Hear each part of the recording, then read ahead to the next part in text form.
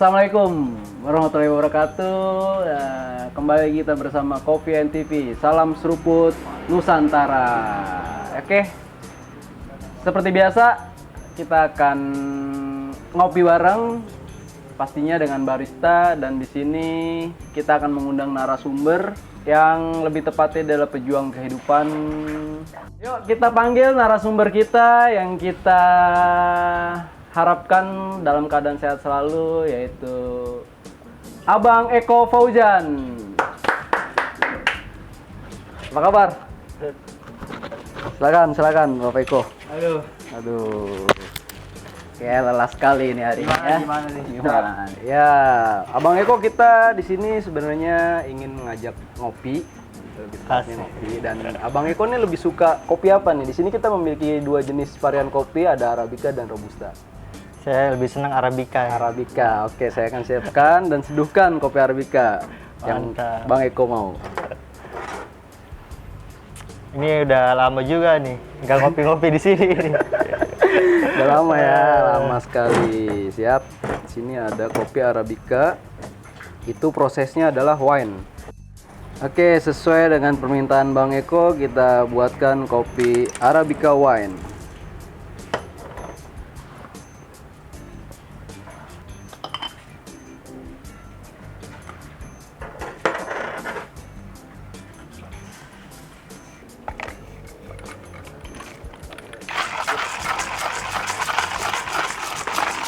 Jadi teman-teman, di sini gue pakainya manual grinder. Ini fungsinya buat ngegiling kopi dari biji kopi sampai dengan bubuk yang halus.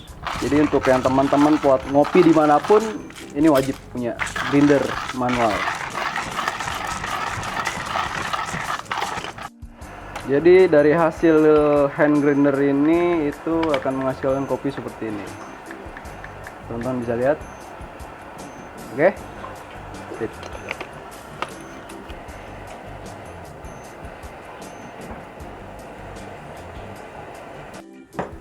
Oke, sudah jadi nih kopinya Arabica untuk Abang Fauzan. Waduh, Ada. mantap. Mantap ya. Ini wanginya juga udah khas banget ini. Wine ya? Ya, betul. Ini adalah proses wine. Ya, alhamdulillah kita sudah kedatangan narasumber ya dengan Abang Eko Fauzan. Jadi di sini Bang, kita ingin bertanya seputar tentang kegiatan Bang Eko di sini nih. Dan dari masa pandemi ini itu apa aja sih kegiatannya nih, dan berpengaruh nggak sih kegiatan sehari-harinya itu apa aja tuh? Kalau kita sih kegiatan ya biasa ya, mulai dari pagi ya kan, jam 6 lah kita mulai udah aktif kegiatan, mulai dari kita berkebun ya kan. Terus kita juga lihat situasi-situasi yang ada di lingkungan kita gitu. Nah, terus juga sekarang ini kan kita lagi ada di kolam biovlog gitu kan. Ya, betul. Nah, ini salah satu program kita juga selama pandemi inilah gitu. Gitu. Kalau untuk berpengaruh atau tidak pandemi ini ya berpengaruh gitu. Sangat berpengaruh. Iya, biasanya kita bisa operasional ke sana ke sini gitu kan. Nah, ini agak sedikit lebih terhambat lah gitu. Oh, jadi gitu. Dan ini sifatnya itu individu, personal, atau komunitas nih, Bang? Kalau ini kita ada dari komunitas, ada dari Yayasan Lingkungan Hidup, ya, yaitu dari komunitas Negasari Hebat, terus juga Benua Lestari Indonesia. Nah, bareng juga sama masyarakat yang mau bergerak. Oh gitu. Gitu. Jadi lebih ngajak masyarakat tuh bergerak ke lingkungan Iya, hidupnya. gitu. Jadi kalau masyarakat mau bergerak, ya ayo jalan gitu. Dan tadi pas kesini tuh banyak ini Bang kolam-kolam nih di sini nih. Ini kolam apa ya? Ini sih orang sebutnya kayak kolam terpal ya. Nah, cuman ini kita pakai sistem biovlog gitu. Oh, nama sistem biovlog. Dan budidayanya lele. Lele. Oh gitu. Dan lele ini tuh dari bibit atau beli jadi? Nah, ini di sini khususnya di area ini kita pembesaran nih. Hanya untuk pembesaran toh? Pembesaran. Nanti untuk pembibitannya kita ada di tempat lain gitu. Oh gitu. Jadi, dan untuk idealis untuk pasca panen lelenya itu jangkanya berapa bulan sekali? Bagusnya kalau kita dengan sistem biovlog ini ya 2,5 bulan lah. 2 bulan setengah itu udah bisa kita panen lah. Oh gitu. Gitu. Oh. Nah, lebih ibaratnya kalau sekarang ini kan apa ya, lebih enak gitu ya, kita budidaya tuh nggak harus kotor-kotor juga. Nggak harus di kolam besar, di empang kayak gitu lah ya. Jadi lahan-lahan kayak gini pun yang sempit atau apapun bisa lah kita optimalkan untuk budidaya. Selagi kitanya mau bergerak. Betul, Gitu. betul. Saya sepakat sekali dengan Abang Eko satu ini. Jadi setelah panen, nah lele ini akan Ya, biasanya nanti kita akan bawa jual ke pasar gitu, atau ada pesanan-pesanan dari rumah makan, ya ambil gitu. oh gitu. Tapi untuk teman-teman yang ingin belajar atau beli lele langsung datang ke sini bisa? Bisa. Oh gitu. Sedap sekali. Hanya lele doang di sini Bang ya? Ya, lele. Saat ini lele, mungkin ke depannya kita akan terus kembangin lah. Dan untuk lele ini kan masih banyak nih teman-teman itu bingung dari segi pakannya ya. Ya kan banyak yang masih pakai pelet dan dari sumber-sumber apa makanan-makanan itu berpengaruh nggak sih untuk si lelenya ini? Ya, sebenarnya kan kalau untuk pembesaran itu kita butuh protein yang tinggi ya. Ya. Nah, kalau untuk kita pakai full pellet, biasanya itu kan ada selisih dari harga jual dengan harga pakan gitu ya. Iya. Nah, itu tipis banget tuh. Oh, kalau pakai pellet, gitu. selisihnya ya. Gitu. Belum lagi kalau kita harus ibaratnya beli bibit ikannya gitu. Kalau tidak kita budidaya sendiri gitu. Nah, itu kan keluar juga biaya itu. Jadi selisihnya tipis lah. Nah, makanya sekarang itu kita lagi galakan itu pakan alternatif dengan maggot. Nah, maggot itu sejenis ulat, proteinnya tinggi. Sejenis ulat itu kayak ulat bulu atau ulat apa? Dia tuh kayak dari larvanya itu larva si BSF, black soldier fly. Ada nama serangkanya black soldier fly. Ya. Nah, itu kita pakai untuk mengolah sampah organik. Jadi kita buat itu program yang namanya biokonversi sampah organik jadi pakan ternak. Oh gitu. Berarti simbiosis mutualisme. Ya, oh, gitu. Iya. Jadi yang anggapnya masyarakat itu sampah adalah masalah, nah ini kita coba olah biar Masih jadi bisa bermanfaat. Nah, terutama ya sedap, itu sedap, untuk sedap. pakan ternak. Ini obrolan sangat menarik. Ini boleh minum kok. Ya kan, emang makin menarik nih kita sambil ngopi ya biar lebih santai kali ya. Jadi buat teman-teman Coffee and TV di sini banyak sekali edukasinya. Salah satunya itu peternakan lele dan pemanfaatan limbah sampah yang kata masyarakat di sekitar itu bahwasanya sampah itu sangatlah jorok, kotor lah. Tapi ternyata di sini dengan Bang Eko sampah itu menjadi sebuah pemanfaatan yang baik dan sumber daya pakan lele itu. Jadi kalau buat teman-teman yang ingin banyak lebih tahu dan belajar mungkin bisa langsung datang ke apa ini Bang namanya tempatnya? Ini Flowery Riverside, Kembang Kota Cisadane. Kembang Kota Cisadane. Tempatnya itu ada di Mekarsari. Iya. Oke. Mekarsari. Dan mungkin di sini Bang, gue pengen lebih apa ya Bang ya? Pengen tahu dari apa lelenya itu dari usia berapa ya kan? Terus sampai jenis pakannya apa aja dan sampai panennya itu seperti apa? Maksudnya lebih ke spesifiknya itu kayak pertumbuhan si lelenya itu Bang. Boleh. Bisa kali Bang ya kita lihat ya Bang ya. Boleh. Oke. Boleh itu Bang, mana tuh Bang lelenya itu Bang? Nah, ini Bang, Ya. ini masih ibaratnya masih bibit lah ini kita bilangnya nih. Ini umurnya sekitar 17 hari. Oh, ini baru 17 hari. Nah, 17 hari kita tebar itu bibit ukuran 67. Nah, biasanya itu. Nah, ini kita pasti pakai pakan yang pelet kecil-kecil lah. Gitu, karena kan kalau yang masih kecil gini dia belum masuk nih mulutnya untuk si maggot. Oh, jadi disesuaikan Bang ya untuk kebutuhan sama si lele ini. Iya, jadi nanti kalau ini udah sampai umurnya sekitar 1 bulan, nah baru kita pakai maggot. Oh, setelah 1 bulan baru dikasih maggot hingga bulan selanjutnya? Iya, sampai ibaratnya panen, terus seminggu sebelum panen kita balik lagi ke pelet lagi. Jadi luar biasa pengurangan peletnya ini. Oh, jadi untuk memberi makan pelet ini hanya 1 bulan? Iya, 1 bulan Selama di awal. 1 bulan di awal itu dikasih pelet. Terus dan 1 minggu, selanjutnya, 1 minggu sebelum panen. Oh, 1 minggu sebelum panen kasih pelet lagi. Pelet itu biar lagi. apa Bang? Jadi nanti biar kembali ke kondisi si badannya si lelenya itu biar lebih sehat kelihatannya. Oh gitu. Dan Jadi, fungsi maggotnya itu buat si lele? untuk pembesaran. Hanya untuk pembesaran. Pembesaran. Oh, dan ukuran besarnya itu sekitar berapa tuh Bang?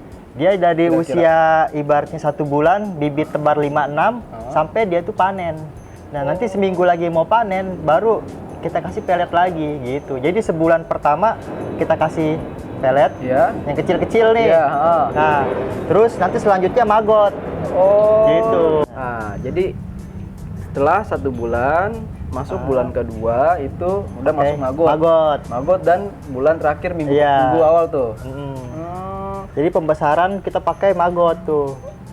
Kalau misalnya gini bang ya, sorry nih bang, mau tanya perbedaannya untuk lele yang hanya dikasih peleto sampai panen dan lele yang ada konsumsi maggot, apa perbedaannya? Lebih cepat waktu panennya.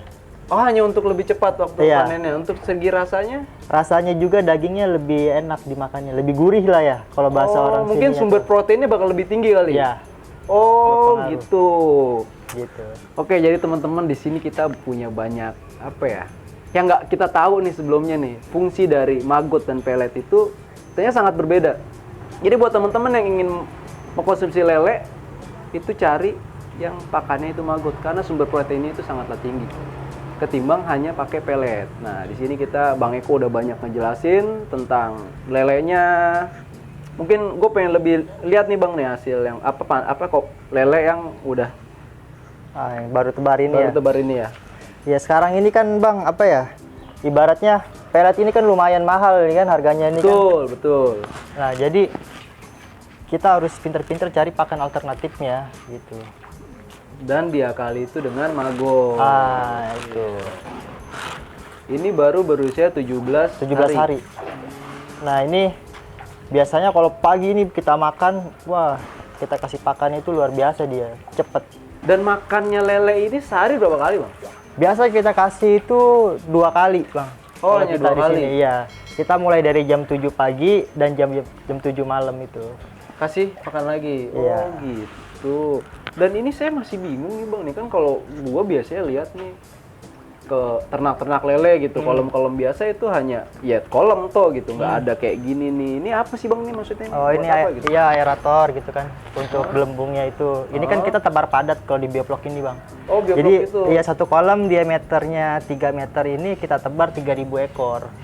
Nah, 3.000 ekor itu nanti kita kasih ibaratnya kayak probiotik lah gitu kan. Iya. Terus kita fermentasi air dulu gitu kan. Oh, gitu. Jadi nanti biar ada pakan ibaratnya pakan dari probiotiknya itu gitu. Nah, probiotik itu apa maksudnya, Bang? Kayak bakteri baik ya. Oh, bakteri baiknya. Nanti biar jadi pakan alaminya si ikan gitu. Oh iya, I see. Jadi selama dari awal kasih makan pagi nih, dan dia kan pasti jeda sampai malam nih, dia nggak ada asupan kan. Nah, itu fungsi itu dari situ. Ya, jadi kalau di bioblok itu apa ya, kayak kotoran-kotoran ikannya itu dirubah juga menjadi buat pakan si ikannya lagi gitu. Oh, gitu. Melalui si probiotik itu. Jadi nanti probiotik itu yang akan merubah kotoran ikan menjadi pakannya ikannya lagi. Jadi lebih ekonomis lah Bang pastinya Ya, ya. gitu. Dan nggak setelah ini kan dijual misalnya ke restoran ataupun apa pedagang kaki lima yang lainnya gitu. Itu dengan harga Kalau kita jual itu kisaran ya, kalau misalkan langsung ke pedagang itu 20 sampai 22.000 per kilo. Per kilonya. Iya. Oh, Nah, gitu. kalau misalkan ada tengkulak atau apa ya harganya lebih rendah lah di situ. kalau untuk tengkulak. Iya. Dan kelebihannya itu ini lebih banyak proteinnya. Ya, kalau di lele ini lebih banyak protein sih. Oh. Jadi gitu ya. Buat para pengusaha di luar sana ini sangatlah membantu. Dan dari per kilonya juga kita udah jelas murah. Bagi teman-teman yang dia menjual lele itu bisa langsung datang ke sini menghubungi Abang Eko dan pesan lele langsung dari tempatnya. Mungkin akan lebih fresh lagi gitu. Oke Bang Eko, terima Langsung kasih dari Bang Eko petani. ya. Iya, langsung dari ya pelakunya. Oke, mungkin kita lanjut lagi sambil ngopi-ngopi lagi kali Bang ya. Boleh, Biar boleh. lebih Mau asik lagi ini ngobrolnya. kondisi Oh iya, ikan, mau benar dilihat? itu. Benar mau ngeliat si lelenya dari tadi nih. Nah, ini kondisi lelenya yang baru sekitar 17 hari, Bang. Tuh, ini 17 hari nih teman-teman. Bisa Kita dilihat tuh ya. tebar bibit 56 lah. Tuh, lihat. Dari Bisa ukuran lihat 56 cm ya. ukurannya. Ini Udah baru 17 hari nih teman-teman nih, tapi udah sebesar ini gimana nanti 3 bulan. Mungkin lebih dari lele jumbo kali ya. Kita nggak tahu juga. biasanya Karena ya. ntar 3 bulan lagi kita datang ke sini kemungkinan besar untuk buat beli lele. panen. Pas panennya kita datang. Boleh, kita boleh. lihat hasilnya, mungkin kita bisa ngerasakan lele bakarnya gitu. Siap teman-teman.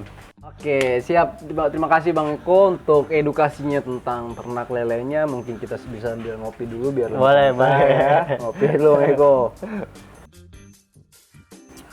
Ya, teman-teman buat yang pengen ngopi nih bisa undang kita Coffee and TV, channelnya pastinya di YouTube. Jangan lupa di like, comment, and subscribe ya. Dan mungkin di sini juga Bang Eko mungkin punya Instagram, bisa diberitakan tuh ke teman-teman tuh di kamera tuh. Ya Biar nanti tahu bisa lah kalau yang mau tahu kegiatan kita, teman-teman dari komunitas atau dari Yayasan Lingkungan Hidup, nanti bisa follow aja IG-nya Benua Lestari Indonesia. tuh. Ya, Benua udah Lestari denger Indonesia. ya, Benua Lestari Indonesia. Mungkin bisa langsung lihat tuh, di banyak deh tentang kegiatan-kegiatannya dan tertarik untuk datang ke sini bisa. Jadi kan dari tadi kita bicara tentang kegiatan, seputar kegiatan Bang Eko ya. Dan sekarang ini ada session di mana kita berbincang-bincang tentang kopi nih Bang Eko nih. Yang saya sajikan di sini itu adalah kopi jenis Arabica. Dan Bang Eko itu untuk lebih banyak tahu tentang kopi nggak? Sedikit tahu lah. Sedikit tahu lah. ya. Agak banyak. Jadi apa aja yang Bang Eko tahu tentang kopi? Kalau saya sih lebih ini ya, lebih senangnya itu kopi Arabica ya. Dibanding Robusta gitu ya. Karena memang kayak punya rasa yang khas gitu kan. Betul. Apalagi kalau misalkan prosesnya itu di wine gitu kan. Nah, saya lebih senang gitu ya. Betul. Berarti Bang Eko Wine-nya emang itu. satu. Gitu. Mantap dah. Boleh lah. Ya, teman-teman, jadi kembali lagi nih, Bang Eko pastinya sebagai pejuang dan pelaku